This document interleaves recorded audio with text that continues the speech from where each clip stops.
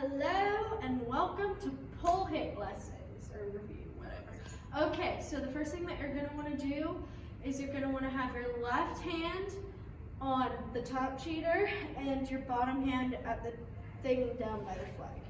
Make sure that they're facing against each other and thumbs are kind of up, but grip it, if that makes sense.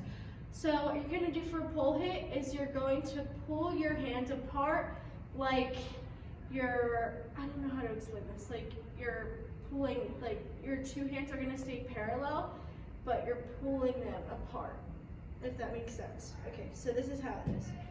5, 6, 7, 8, pull, hit. 5, 6, 7, 8, pull, hit. Okay, one from the center. And the flag stays parallel to you. Make sure that nothing goes against the thing. Make sure that it stays parallel to your body. Okay. 5, 6, 7, 8, pull, hit.